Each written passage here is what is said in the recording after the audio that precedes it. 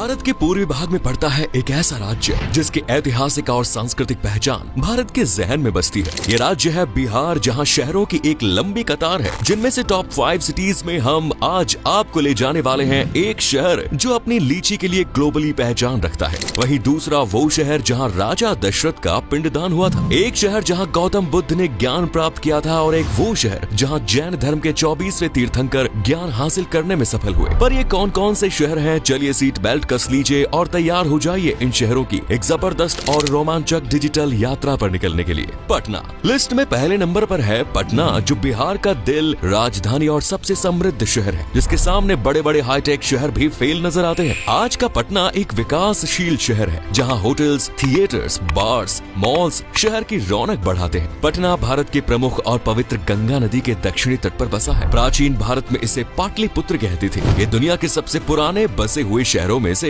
एक हैं, और कवि कालिदास, चाणक्य, आर्यभट्ट, पाणिनि और वत्स्यायन जैसे धुरंधरों की कर्म और जन्मभूमि भी रही। पटना सिख धर्म से जुड़े लोगों के लिए बेहद पवित्र है, क्योंकि यहाँ सिखों के 10वें और अंतिम गुरु गोविंद सिंह जी का जन्म हुआ। आज यहाँ तख्त श्री हरमिंदर जी पटना साहिब भी बना हुआ है, जो कि एक पवित्र स्थल है। मौर्य, गुप्त, पाल जैसे साम्राज्यों का यहाँ राजपाट रहा। माना जाता है कि पुटराका राजा ने इस शहर को अपनी पत्नी पटाली के लिए जादू से बनाया था, वो भी तब जब रानी ने एक पुत्र को जन्म दिया। इसीलिए कहते हैं कि शहर का नाम पटाली प्लस पुत्र पर पाटलिपुत्र पड़ा। माना जाता है कि प्राचीन काल में पटना ज्ञान और बुद्धि का स्रोत होता था, और वर्तमान में भी कुछ ऐसा ही है। 26,90,000 से ज्यादा लोगों को आशियाना देने वाले इस शहर में दुनिया के सबसे लंबे सड़क पुलों में से एक महात्मा गांधी सेतु बना है, जो 5,750 मीटर लंबा है। इस शहर की गलियों में आपको लिट्टी चोखा की अनूठी महक सुनने को मिलेगी। देसी घी में लिट्टी बाटी खाने में जितना स्वाद देती है, उतना ही हेल्थ को फायदा भी पहुंचाती है। देसी ही नहीं, विदेशी पर्यटक भी लिट्टी चोखा, दाल बाटी चूरमा जैसी डिशेस को खूब पसंद करते हैं। साथ ही पसंद करते हैं यहाँ के खुशमिजाज डेस्टिनेशंस जैसे कि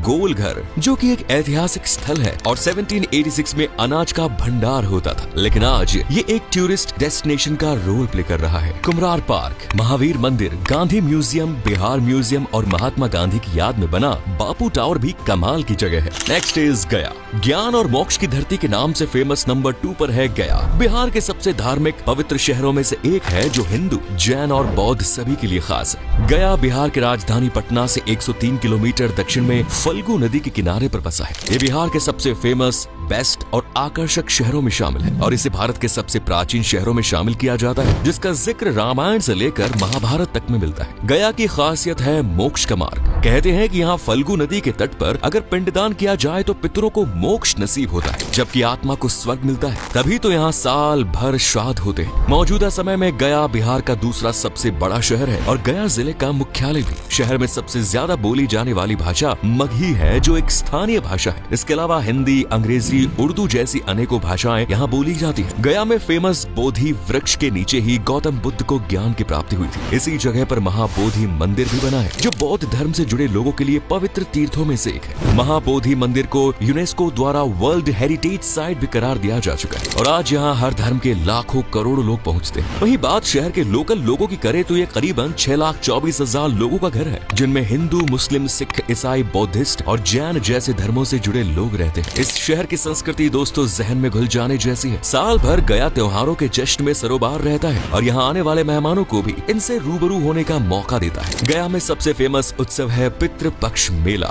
जो 1 हफ्ते तक चलता है। हर साल सितंबर के महीने में विष्णुपद मंदिर में इस मेले का आयोजन किया जाता है, और भारत भर से इसमें लाखों हिंदू हिस्सा लेने के लिए पहुँचते हैं। इस मंदिर में पितृपक्ष मेले का आयोजन होने की सबसे बड़ी वजह है कि गौतम बुद्ध ने भी इसी मंदिर के पास पिंडदान किया था। इसके अलावा गया में भगवान बौद्ध की जयंती भी धूमधाम से मनाई जाती है। यहाँ की गलियों में त्योहारों के अलावा स्वाद की महक भी दूर दूर तक उड़ती है। यहाँ के पारंपरिक भोजन में सत्तू, लिट्टी चोखा, बैंगन भरता, पिठा, दाल बड़ी और सत्तू की रोटी जैसी कमाल की चीजें शामिल है। यकीन मानिए दोस्तों, यहाँ का खाना इतना जायकेदार होता है कि उंगलियां आप चाटते ही रह जाएंगे। गया को बेस्ट एंड बेस्ट शहर का जो खिताब दिया गया है, उसकी एक वजह यहाँ के पवित्र और धार्मिक डेस्टिनेशंस भी हैं, जिनमें विष्णुपद मंदिर, महाबोधि मंदिर, मंगला गौरी मंदिर और बराबर गुफाएं भी शामिल हैं। इसलिए गया जाने का मौका मिले तो उसे हाथ से जाने मत दीजिएगा, वरना बहुत अफसोस हो सकता है। Next is Bhagalpur. बिहार का तीसरा सबसे अनोखा शहर है भागलपुर, जो जिंदा दिल, खुशमिजाज और मेहमान नवाज लोगों से भरा है। इसे राज्य के प्रमुख शिक्षा और सांस्कृतिक केंद्र के रूप में देखा जाता है और बीते लंबे समय से भागलपुर अपने सिल्क के व्यापार के लिए खूब फेमस रहा। यहाँ तसर सिल्क का प्रोडक्शन बड़ी संख्या में किया जाता है और ज्यादातर घरों की रोजी रोटी का साधन भी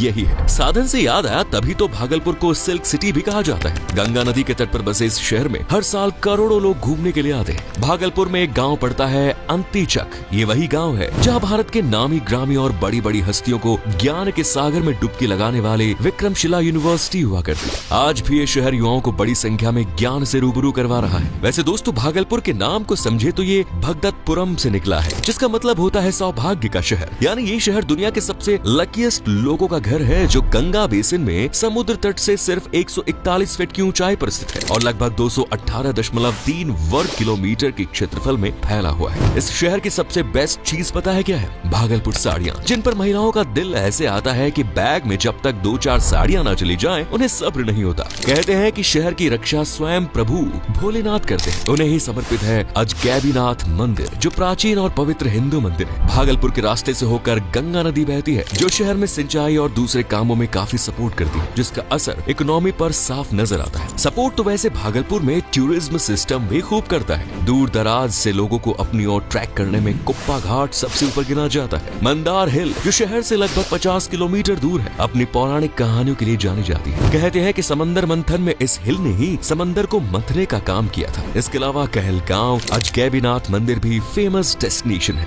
नेक्स्ट इज मुजफ्फरपुर। अब बारी आती है नंबर 4 यानी मुजफ्फरपुर की, जहाँ की संस्कृति, एकता और कमाल की सुंदरता किसी को भी अपना मुरीद बना सकती है। मुजफ्फरपुर बिहार का एक महत्वपूर्ण जिला है और उसी जिले में बसा एक शहर है जो राज्य के उत्तरी भाग में स्थित है और इसे स्वीट सिटी भी कहते हैं, जिसकी वजह है मुजफ्फरपुर की वर्ल्ड फेमस लीची, जिसकी मिठास सिर्फ आम आदमी ही नहीं बल्कि देश के राष्ट्रपति से लेकर प्रधानमंत्री और तमाम बड़ी हस्तियां भी लेती है। दरअसल शहर में उर्वर भूमि बहुत ज्यादा है, जिस पर मीठे मीठे फलों की खेती बढ़िया होती है, खासकर लीची की। इसलिए आप चाहे तो इसे लीची सिटी भी कह सकते हैं। इकोनॉमी में मुजफ्फरपुर का साथ सबसे ज्यादा कृषि सेक्टर निभाता है। धान, गेहूं, दाल, फल, सब्जियां यहाँ के मुख्य फसलें हैं। शहर की भाषा है हिंदी और बज्जिका, जिसे पश्चिमी मैथिली भी कहते हैं। हालांकि इसे समझना हमारे और आपके लिए थोड़ा मुश्किल है। मुजफ्फरपुर को 2017 में स्मार्ट सिटी मिशन के लिए भी चुना गया है और वर्तमान समय में यहाँ कई हाईटेक प्रोजेक्ट्स भी चल रहे हैं। शहर में देखने के लिए सबसे बेस्ट जगह अगर कोई है तो वो है लीची के बाग, क्योंकि शायद ही आपको भारत के किसी दूसरे हिस्से में इतने लीची के बाग मिले। इसके अलावा जुब्बा साहनी पार्क, रामचंद्र साहिब म्यूजियम और कई फेमस मंदिर भी हैं, जहां भगवान का आशीर्वाद लेने के बाद आप अपनी मनोरम यात्रा की शुरुआत कर सकते हैं। Next is Darbhanga.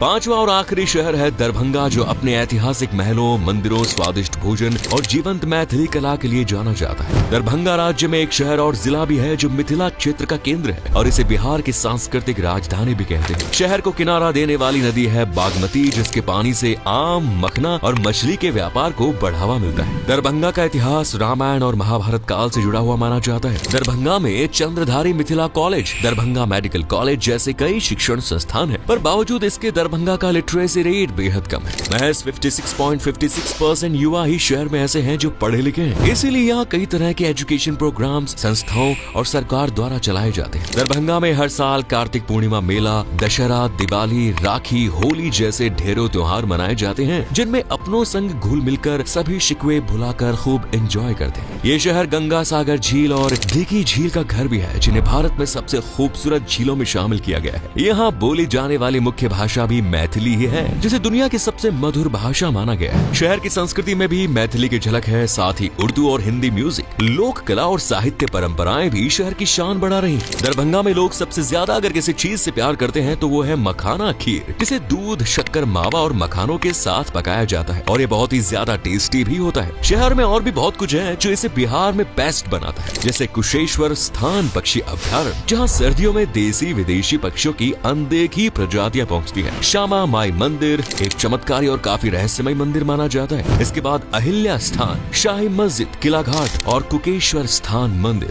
जो दरभंगा में कुछ नया, कुछ अलग एक्सपीरियंस करने का मौका देते हैं। अब अगर आप इनमें से किसी भी शहर में पहुंचना चाहते हैं तो दोस्तों सबसे पहले आपको पहुंचना होगा बिहार, जहां से गया टू दरभंगा कहीं भी पहुंचा जा सकता है। अगर आपके पास डायरेक्ट ट्रांसपोर्ट का ऑप्शन है तो फिर बात ही क्या। वैसे दोस्तों बता दें कि ये भारत के सबसे सस्ते शहरों में शामिल है, जहां एक हफ्ते में इजी और अफोर्डेबल ट्रिप का मजा लिया जा सकता है। वैसे आप हमारा ये वीडियो किस शहर या गाँव कस्बे से देख रहे हैं, कमेंट्स में जरूर बताएं।